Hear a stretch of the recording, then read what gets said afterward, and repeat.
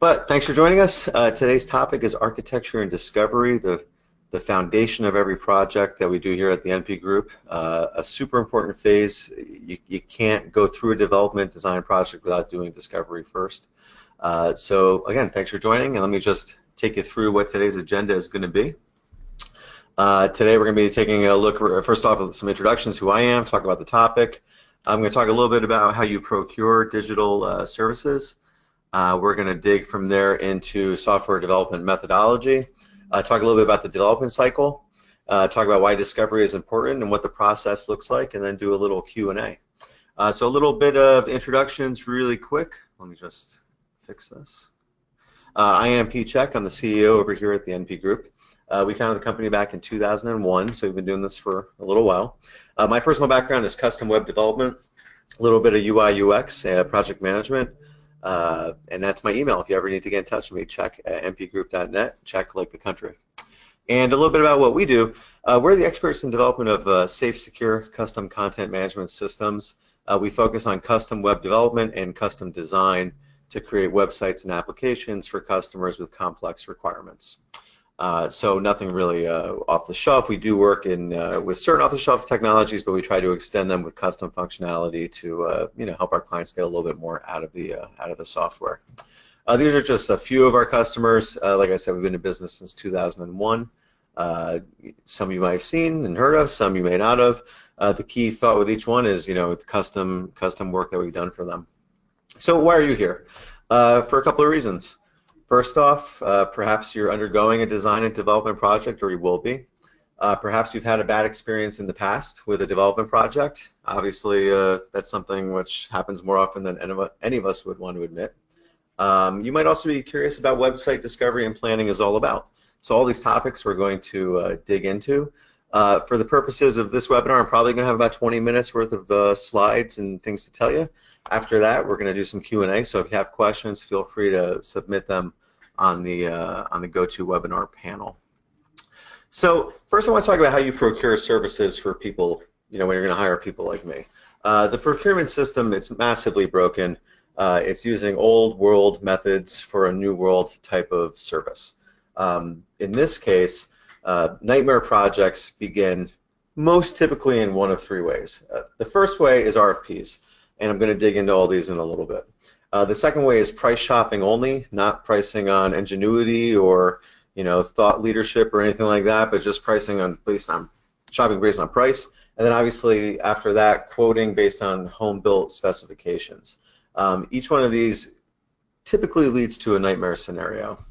So first, I want you to remember, my goal as an agency and any agency is to do the best job possible building out your project. Our reputation matters. Most of us base our business on referrals. Business development is a challenge, and it's a very competitive space. So our goal is always to keep our customers as happy as humanly possible. We are there to exceed expectations. And I'm laying that out there because I'm going to complain a little bit about procurement, and I just want to remind you about why we're here. So with that, the problem with RFPs. RFPs are really an outdated methodology. It's something that we actually see a lot of it with East Coast clients. We don't see a lot with West Coast. I don't know if there's some sort of demographic breakdown there, but the old world, thinking of acquiring services is you put out this document laden with requirements, and then you just get prices back. But there's a ton of problems with that when it comes to digital services. The first thing is it doesn't focus on digging into problem solving pretty much at all. It focuses on listing requirements, and they don't even really detail why those requirements are there. As an agency, it's very frustrating because the RFP process means there's almost no communication. We can't get in touch. And typically, there are rules that would even restrict us having any communication, which is even more frustrating. It's usually sent blindly. So the people that are issuing the RFP will send it to a ton of different agencies, and they're not even sure what the core competency of the agency is because they've never spoken. I've literally gotten RFP submissions through a contact form. And really the reward here is to complete the list at a low price as opposed to bringing original solutions.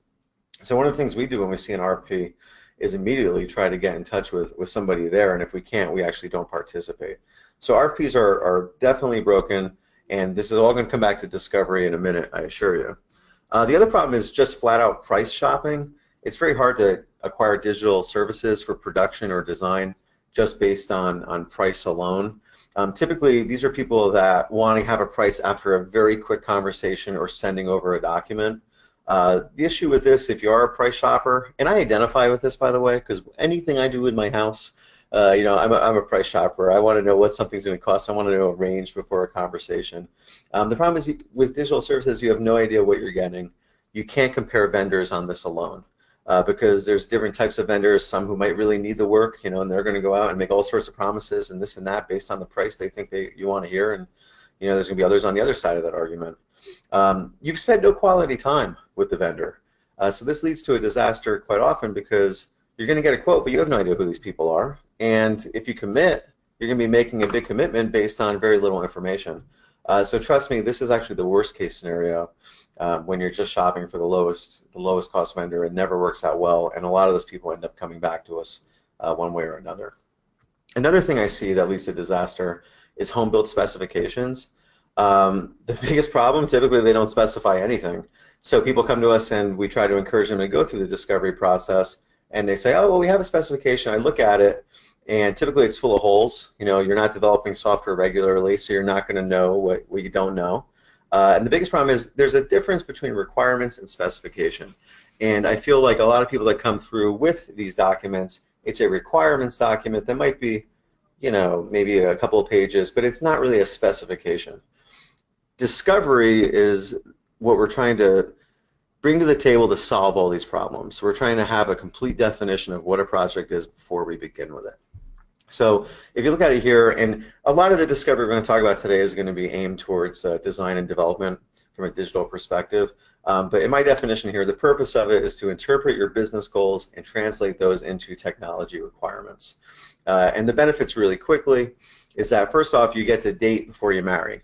I love that line. I think it's very important. A lot of the success between a vendor and a client is going to be a personality issue as much as capability. So if you just go through one phone call, get some quotes, choose the lowest price, or go through a blind RFP process, you have no idea, you know, who the personalities are that you're going to deal with. Discovery lets you have an initial, you know, project and undergo that and get to know who these people are. Because typically when we do discovery, we'll bring in the project manager, the art director, the people actually work on these things. So you actually get to know the parties involved. The other thing about discovery is, you know, you're going to fill in the gaps. There's no way you can consider every possible scenario and requirement of your project. You know, we're going to be able to fill those gaps in for you. And then finally, I mean, if you don't go through that, how are you supposed to get bids and know what it is you're paying and what it is you're receiving if you don't know what the spec is? You know, discovery is the cure for all of these various issues in the procurement process. So really quickly, where discovery works the best. It works really great on website design, obviously. Web app development, it's super important there, where you have to have a lot of moving parts and you're coding out some sort of custom framework. Digital marketing services, it's important there as well. And even just down to UI/UX design and front-end development. There's a lot that can be accomplished through a discovery process there as well. So digging into each one should have a different purpose. So if you're doing a discovery for a web design project, you know, the purpose has to be, or the focus has to be purpose-driven design. So we would dig in a little bit deeper to who are your customers, what are their goals and objectives.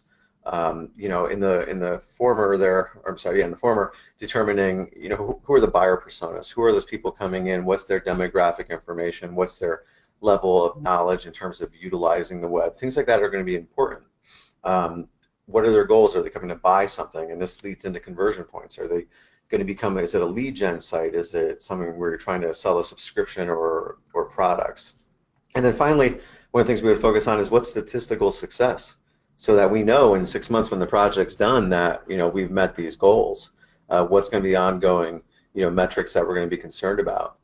You know, these are just a small sample of what you would look at, but some of the important topics in terms of a web design discovery. The next one, where it's super important to do discovery, web application development. This is the majority of the discoveries that we do. Mostly it's around complex custom development. You know, the idea here is to build that specification. You know, I was thinking about this as I was walking into the office just before starting. I'm thinking that, you know, the service that I provide is so unusual when you think about contractor type of relationships. If you're building a house or working on a kitchen or a roof, you know, you have some sort of oversight you have permits, from the town, and you have all these certifications that people go through. And really, in our business, things are not as designed as well. You could literally come in and build something that's as big a project as building a house and not have a blueprint for it. It's crazy, and it actually happens all the time. So our purpose, again, is to build that well-rounded, well-developed specification. And the way we'll do that is by asking questions such as, what's your minimum viable product? What is the smallest project we can do that can show initial success? What are technology requirements? Different organizations have different tech requirements. Sometimes there's none, and we might use that time to just sort of educate and talk about the possibilities. Who are the system actors? The people that are going to use the system. What roles are they going to play? These are things that we'll dig into. Another one, what's the business logic? What's the purpose of what we're doing? What are some of the system, functions that are going to be performed? All these things have to be approached and discussed. And the end goal on a discovery like this is a wide-ranging document that's going to be many pages long, full of models and flowcharts, and really dig into each one of these things specifically. Another place where this works, digital marketing. Very important for digital marketing to have a sense of what an initial marketing strategy is. We do some digital marketing services. We have another brand agency here that does it as well. And typically we spend the first month of the arrangement just doing development of the discovery and the strategy. So again, kind of like design, who are the buyer personas? In the past, what's worked, what hasn't worked? What have you tried? What have been the findings? What are your conversion points? Again, like web design, are you selling something? Is it a sign-up? Is it lead generation, community, whatnot? What's an ongoing budget? Marketing something that you can get places faster if budget is higher rather than smaller. It's just another thing to consider. And then we'll talk about mediums. Is it content creation? Is it organic? Is it search engine optimization? Is it paid campaigns? All those things should be thought out and laid into a plan, an initial strategy based on the discovery session or series of sessions in the case of marketing. And a final place where a discovery makes a lot of sense is UIUX design. We see that now front-end design and development is actually separating a little bit from back-end, and in some cases it requires its own layer of discovery services.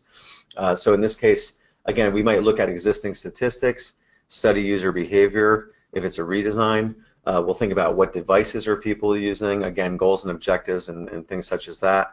And there's a lot more on the technology side these days in terms of front end that we would have to discuss. So a discovery for UI/UX alone is definitely worthwhile if you have an existing back-end system and you're putting a new skin on it.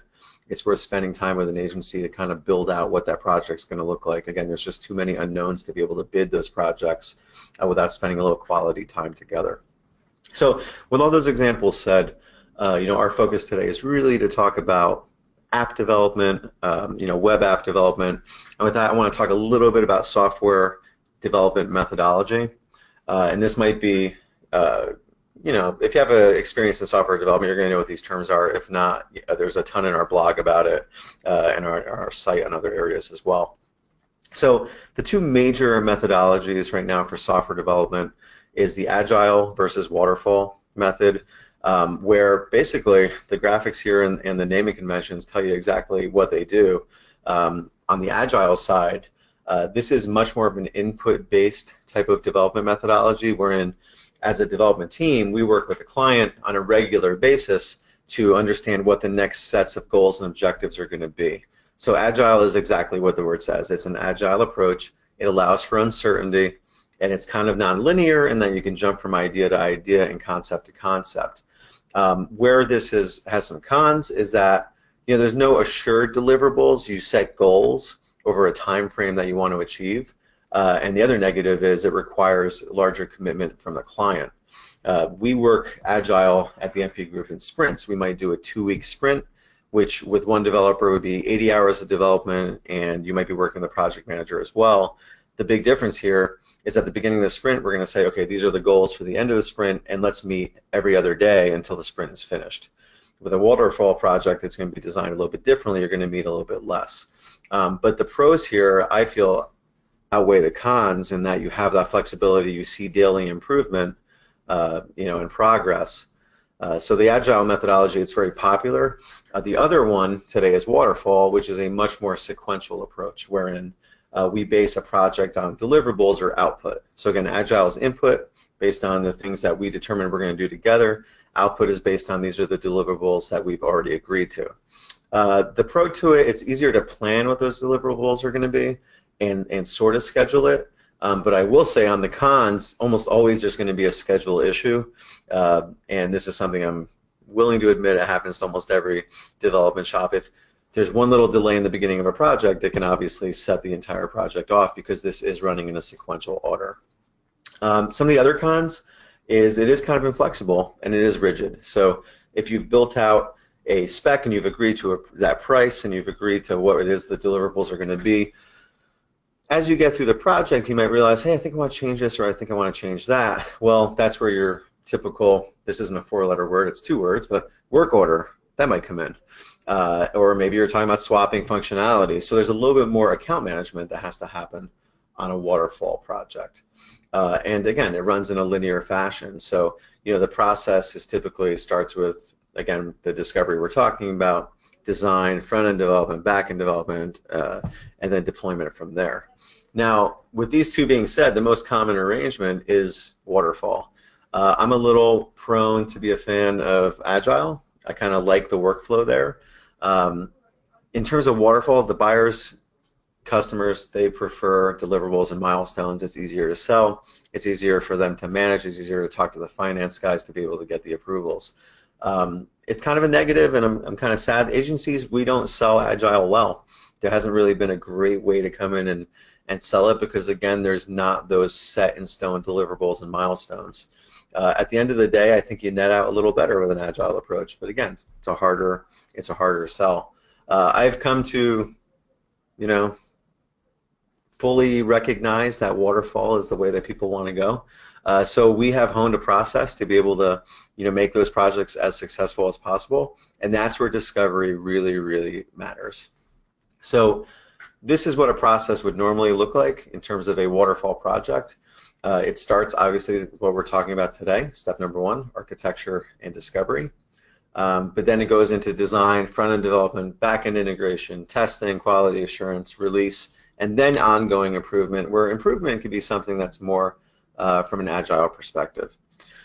So again, this is the waterfall approach, but if we can get through the discovery process with a well-formulated spec, we can mitigate those risks that we spoke about and sort of make everybody happy in terms of getting these projects underway. And that is really the goal of what we're talking about today. So the discovery process, this is how we perform it. Other agencies might do it a little bit differently, but typically these are the phases and the steps.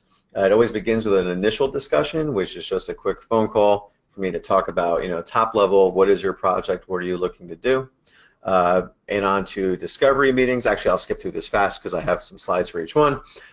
We have our discovery meeting sessions where we get together and spend some really quality time. Every project's different. Sometimes it's 2 hours, sometimes it's 2 weeks. It really depends. We deliver the findings. We work on the revision of the findings, and then it comes into a proposal. So really quick in going through these. I'm always time conscious, by the way, so I'm going to talk fast. But again, if you have questions, feel free to submit them on the GoToWebinar. Initial discussion. This is a time for you to get to know me, where we discuss, hey, what is at a top level the concept? How well developed is it conceptually?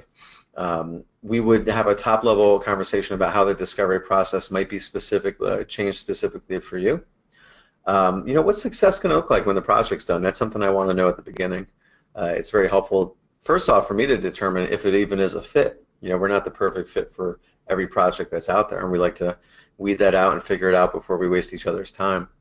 And also, we like to get a sense of what parties are going to be involved in the discovery process, who's going to be a part of that meeting. That'll help us sort of hone an agenda specifically for your purposes.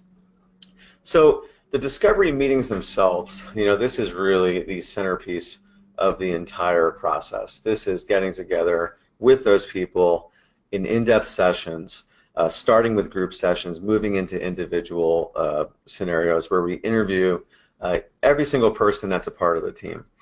we don't want to overcomplicate it. We don't want to meet with more people than we need to meet with, but we definitely want to meet with the stakeholders, the people who work with the stakeholders. Sometimes that could be 2 or 3 people for a project. Sometimes we've done it where we've met 30 or 40 people across different locations. It really depends. So again, this will vary based on the project or your company's scenario. But the one thing we do say is, let's keep each of those sessions on an agenda. They have to be agenda driven. I'm not as big on a round table where everyone sits around and just throws items out there. We don't find those to be as productive. So, we bring in people from our company that manage these sessions and keep everybody on topic so we can get the most valuable information out of each one of these sessions. So a sample agenda, the best process, again, will include an agenda personalized for your project. But the stock agenda is typically going to dig into these items, and if you are ever going to go through a discovery process, take note of these now, because these are items of discussion that are going to be covered exhaustively throughout the day and throughout the process. So first, business overview. What it is you guys are doing, what differentiates you guys from your competitors, challenges, marketplace, things like that. We're going to want to know about, because we're going to want to be able to, again, what are we doing? We're giving you technology, a technological interpretation of your business requirements. So we need to understand your business to be able to do that properly. We're going to want to know who the audience is and the personas. Regardless if it's a marketing or a development project, we're going to need to know a little bit more about the people that come in. We're very interested in competition, mostly because it gives us insight into you guys, into the customer. We like to see who you're emulating and looking at, and why. Is there a reason? Is there a fearful reason? Is there a, you're completely enamored with your competitors? We want to know why, and dig in a little bit to that. If you're building a startup or if you're an established company, we are going to be asking questions about marketing and how you plan to be getting people through the door of these projects. Helps us in terms of when we're going to build it. Front-end considerations. It all sort of ties into what your marketing initiatives are. From a development considerations perspective, that might be talking about technology, and do you have any preferred platforms or things such as that? We'll definitely want to cover that. Great time to bring in an in-house CTO or technology IT director. And then digging into specifically what it is we're building. Again, in my example here, we're talking more from a development perspective. Who are the users of the system and the actors? What are they going to be doing? What are their roles? What are the tasks that they're going to be performing? And that's really getting down into the nitty-gritty of a technical set of specification. We're going to talk about design, so I might bring in an art director or another designer to get a sense of your personal design sensibility. Obviously, if we're doing an informational site, a marketing website, B2B site, we're going to spend a lot of time on this in particular, trying to get a sense of, do you have brand, a style guide? Do you have brand guidelines? If you don't, do you need help developing those? If you do have it, well, what's the aging on it? How long has it been there? What are some of the uses of it in the past? Does it need revision? And how do we tie that all together to make a web user interface and user experience? These are all things that we're going to want to discuss. Also, content development. This is something that on the web design side we're going to spend a lot of time doing that, but also on development side, you'd be surprised at how often we have to build out content for these individual projects. So we'll talk about that. And then finally, monetization. Super important across almost every project. For informational sites, we want to know, what are the products that you're selling? What are the options for it? How do you want to best present it? Obviously, when you're talking about, subscription-based sites, SaaS platforms, those types of online software, we need to have a really good sense of what your monetization scheme is going to be, because we have to build software for that. This is especially important with SaaS applications, where you have so many different levels of pricing that you can do, coupon codes, discount plans, what are the features between each plan. This is something that has to be dug into at a very, a very detailed level throughout the discovery session. So with all that, how do you best prepare for your discovery? Have some internal meetings before. Try to identify 2 or 3 key stakeholders if you're a large group, so that we know who we're going to be communicating with throughout the process, and be clear on the goals and objectives internally. Don't come in and argue with each other in front of us. That's not going to be the most productive way to go, because then we're going to have to referee that on top of everything else. It's best for you, when you have the agency in front of you, to be aligned in terms of what it is you're trying to achieve, and that carries through to your business logic and requirements. You could be a little bit looser on this, but try to have some level of agreement. If you're building out a startup piece of software, don't be completely disagreed on how the thing's going to work. That's not going to lead to a productive day. But if you know at a top level what it is you're doing, and maybe you have a question about X feature versus Y feature, but what the best workflow is, that's perfect. That's what we're there for. So we definitely want you to have some clarity on this, but it doesn't have to be perfect.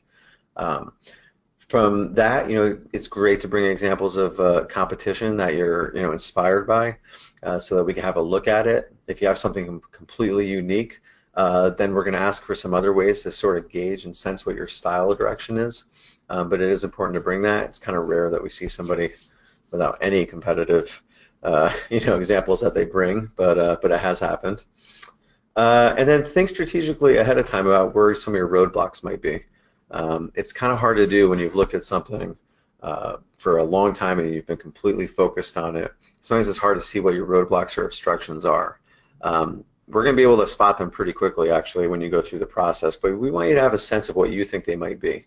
I think that that's really important to bring to the table, because what seems to be a roadblock to you might be something where we come in and say, hey, this isn't really much of an issue at all. On the other hand, we might discover something that could be a killer throughout the process or during the process as well. So we'd like to have you come to the table with an idea of what those roadblocks might be. And assemble the right-sized team of participants. Again, we've done discoveries with large groups. We've done it with very small groups. I think the smallest one was with one person, and the largest was with like 40 people. The right-sized team for you is really dependent on your organization. There's no right answer. What we can do during the introductory call, like I said, we identify who those people are. We can give you some tips and some ideas about how to identify who should or shouldn't be part of the process. After this is all done, after the meeting is completed, that's when we get into the delivery of findings. And the way that we like to break these down is obviously we do some overviews, some executive summaries.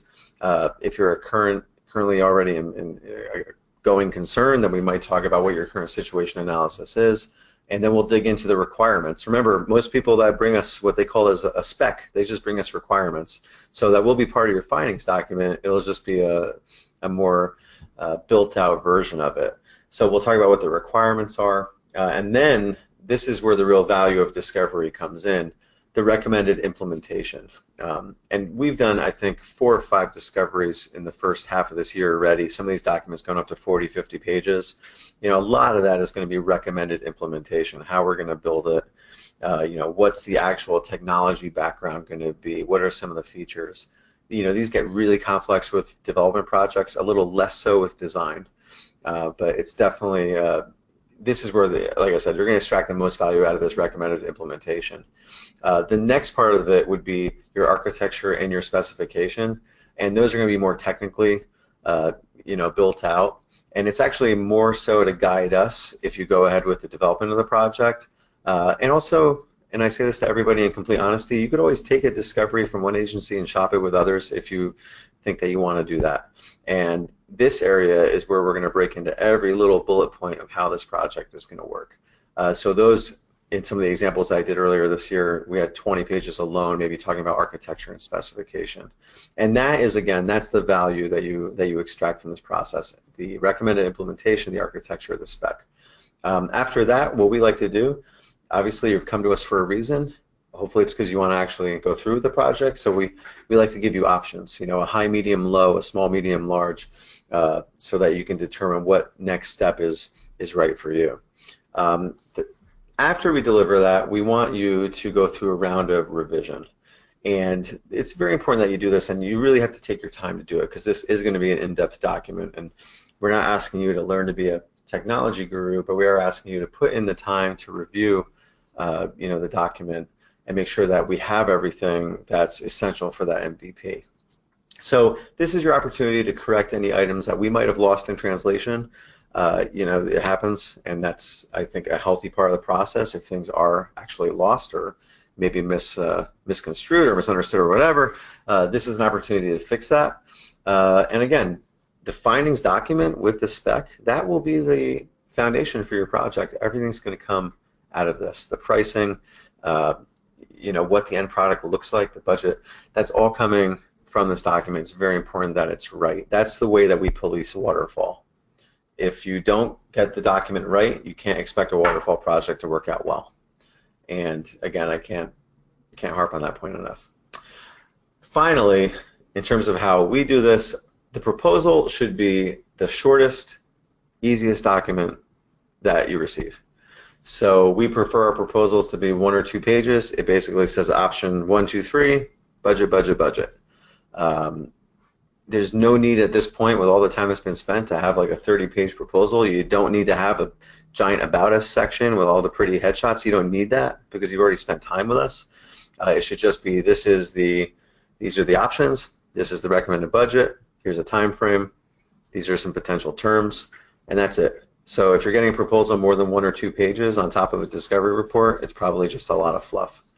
And like I say here, the longer the proposal, the less thought probably went into it. So again, going back to how you've procured services in the past, if you've had a couple of phone calls with someone, maybe half an hour here, 45 minutes there, and they send you a 20-minute proposal, it would be crazy for you to think that that was made all for you. It definitely wasn't. It was made probably something off the shelf that they have, and they just did a copy and paste, put your name in there, and that's how you got to where you ended up. So really quick, as I start to wrap up here, and again, any questions, feel free to send it. I see a couple came in. How do you get the most value out of this? Well, first off, you're paying for it. This is always a paid service. Ask questions. You're going to have, any discovery is going to have the highest level people that you're probably going to deal with, and it's also going to include, if the agency does it right, the project managers and the actual artists that are going to work on it. Ask the questions. The people who are there at the moment. Ask challenging questions. Try to get as much insight as you possibly can, because this is your vetting period in a lot of ways as well. Don't hold back on future plans or potential pivots. I have another slide. I'm going to talk about that in a second. We understand business. We're entrepreneurs. We run small business. We deal with many different projects. We understand what it is you're trying to do. Share as much as you possibly can. Sign an NDA if there's something that you have to keep protected. No agency that I've ever heard of refuses to sign an NDA. Share as much as you can, because it'll avoid the gotchas. And again, the purpose of discovery is to make these waterfall projects as secure as possible, so that there aren't disagreements in the future. Agreements prevent disagreements. This is the same exact thing. Waterfall is easier to sell to the people at your company. We need to make sure that both sides are protected, both parties are protected. You know what you're getting, we know what we're selling. To do that, you have to give as much information as possible. And when you get the findings document, review it and show us that you reviewed it. Send it back, redlined. Send it back with, track changes. Turn it on so that we know that you were in there, because there has been times that we've gone through this and then people come back and say, oh yeah, the document's good. Yet, that can lead to disagreement later. We, again, want to make sure that we do a great job for you. We want to do everything that we promise. We just want to make sure that both parties are aware of what the promises were. And that's how you drive the most success. So speaking of the future, again, you're undertaking a serious project. You're paying money for the discovery. This is something that you have to take very seriously. But again, we're probably building the foundation for where you're going to be going in the future as well. So always be prepared to iterate. Remember, we talked about the MVP. We want to, on a development project, we want to have an MVP out there. That's something that you could build upon. That's a stable foundation that lasts you for many years to come. But be prepared that the future will bring changes, and it will bring, development on top of the MVP. And we avoid those future roadblocks now by going through this process. So a lot of what we do from the very first introductory call is not just thinking about the initial project, but thinking also about, where are you going to be 1, 3, 5 years down the line. I tell our custom CMS customers I'm looking for a minimum 5 to 7 years of lifespan on the CMS alone.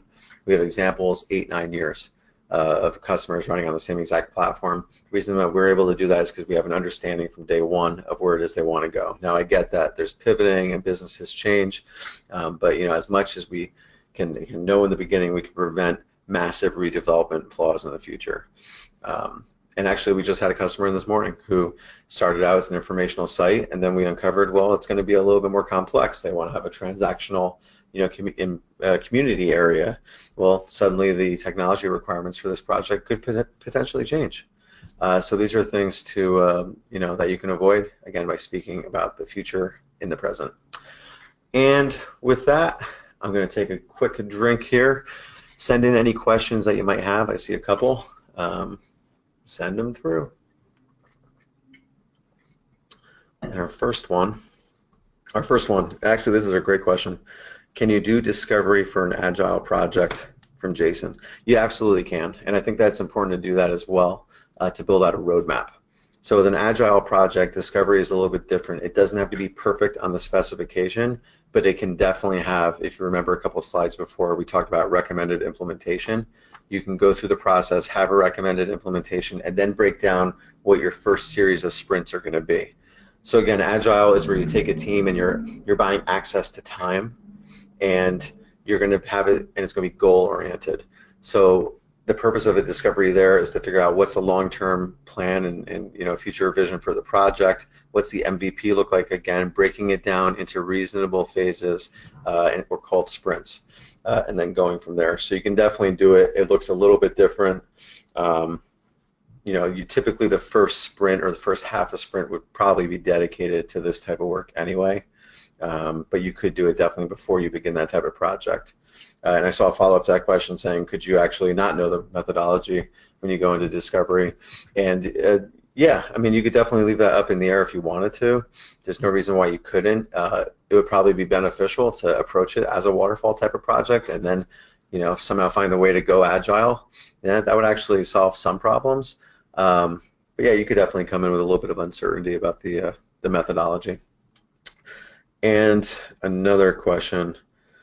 I was just pitched this discovery process. What's a decent budget I should prepare to spend? Well, so again, it's made specifically for you.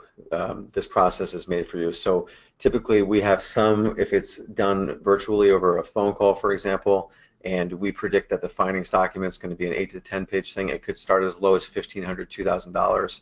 We've done discoveries that go up over $20,000. Again, it's based on how many people are we meeting, are we on site, do we have to come out by you, are you going to come to us, can it be done over, over a virtualized line, how many participants, and again, the findings document, the larger the findings document, that's obviously going to drive, cost as well, because we have to produce this document. Sometimes people scoff and they're like, hey, that's a lot of money. What you have to think about is the value that you're actually taking from this project. You're taking, our recommended implementation, how you're going to build it. You're taking the full specification. There's a lot of value that's to be extracted based off of this process. But I do believe, I'm getting too defensive about the pricing. Again, it's worthwhile to do. You're extracting a lot of value, and you're going to save that money in the future, because if you go into a project without a good plan, what's going to happen? You're going to blow it later on with redevelopment and confusion. I don't see any other questions. So thanks for joining me. Really quick, we're going to do another webinar. I know this one I had to reschedule 2 or 3 times. It gets busy around here. That's my fault. But I'm setting this one in the calendar. It's going to be Thursday, July 6th, and we're going to talk about making the case for custom software. Check out my blog post. I'm not sure if it was last week or the week before, but it was about the dirty secret of off-the-shelf software. We're going to be delving into that. I would definitely read that post. This might be a little bit more controversial, but I hope you join us. The sign up for that should be available in the next couple of days. I'm sure we'll have it in our Friday roundup. Remember, if you're not on our mailing list either, and you should be if you signed up for this, every Friday we send out a new blog post. I write them myself. Typically, they're going to be talking about custom design, custom development. This week's topic is to be determined, actually, but I promise you we'll have something by the end of the week. And on that note, again, this is the address for our blog. We also put out a lot of video content. All these webinars are actually, we keep them on the website. They're archived. And I'm looking here. I have 1, 2, 3, 4. I think this is number 6 for us this year. Some of the past ones are designing and deploying a secure CMS, modular web design. We talked about website redesign tips. We have a great webinar about the CMS of the future. And then we talked about solving business challenges with custom web development, each one about the same length, like I said, I talked quickly to try to get you guys back to your day, about 35 to 40 minutes per. So definitely check that out. And we have a bunch of downloadable ebooks. How many do I have? I'm going to take a look. I have, oh, it's loading kind of slow. There we go. 8 or 9 different ebooks here that you could download. Actually, I'm wrong. I have 11. So, check those out. A lot of stuff about custom development. We have an ebook about the CMS of the future, which is something that we're pretty excited about, the new architecture going into these CMS platforms. So have a look at that. And again, if you need to ever get in touch with me, there's my phone number. Just call up, ask for Pete. We're located right outside of Manhattan, relatively close. If you ever want us to come visit, happy to do it. And with that, thanks for joining. I'll see you guys soon. Take care.